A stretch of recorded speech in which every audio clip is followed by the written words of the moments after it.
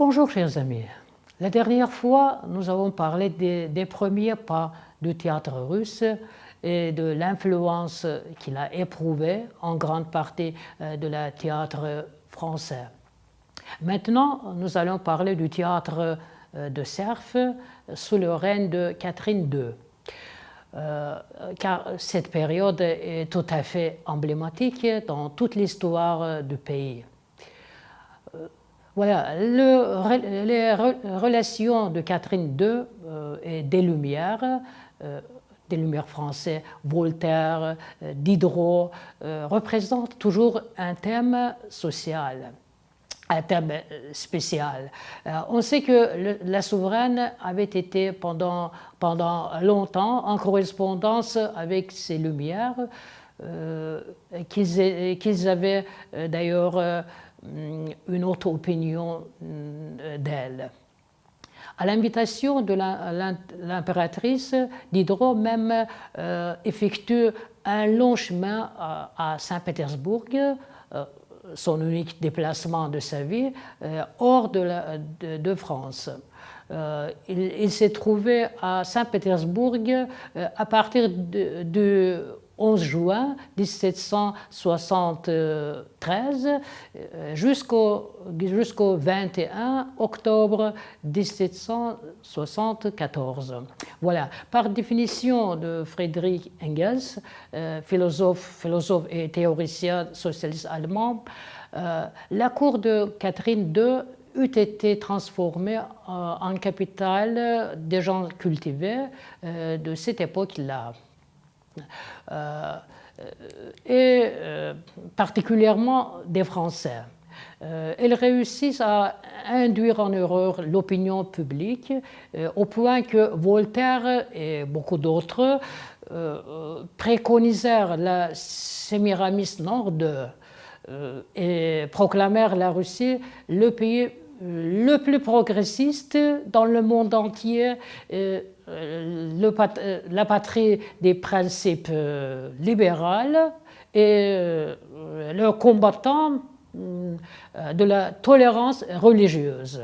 Alexandre Pouchkine, premier poète de la Russie, dit encore plus mal à propos de la bouffonnerie odieuse de l'impératrice dans les communications avec des philosophes de son siècle, qu'il écrit dans les notes sur l'histoire russe du XVIIIe siècle. En effet, le libéralisme de la souveraine n'était qu'un leurre. Il était aiguillé plutôt sur le public étranger. Voyons dans son cruel décret de 1767 par lequel elle a interdit aux paysans, ce qui signifie des serfs, de porter plainte contre leur maître. Et ce qui a permis en effet aux derniers de traiter avec leurs propriétés baptisées comme il leur plairait et d'exercer sur eux les pires services. Voilà. Quoi qu'il en soit, la formation d'un public théâtral sous le règne de Catherine II est un fait notoire. C'est probablement l'un des indices majeurs du mûrissement de la pensée russe. Avec le développement des théâtres impériaux, le nombre de théâtres de serfs auprès de manoirs aussi a considérablement augmenté. On en a dénombré jusqu'aux 200. Sous son règne, il y avait 3 troupes courtisanes à Saint-Pétersbourg, une dramatique russe, une autre d'opéra italien et celle de ballet, disons française, bien entendu. En 1762, s'établit encore une troupe dramatique française. À propos, selon les dossiers, à l'entretien de la troupe française a été affectué 2 fois plus d'argent que de celle de Russes. Voilà. C'est toujours grâce à Catherine II. Mais qu'est-ce que les étrangers jouaient sur la scène russe? Le dictionnaire encyclopédique Brockhaus et Effron, en parlant de l'histoire du théâtre russe, écrit en 1906. Dès la première période de l'histoire du théâtre russe, sur cette scène fut développée une école nette du point de vue d'une certaine successivement et la communauté de réception, la tonalité et le style de jeu. Ce fut une école européenne, plus précisément l'école française. Les théâtres étrangers de Saint-Pétersbourg de cette époque-là furent les premiers modèles pour la première troupe russe à suivre.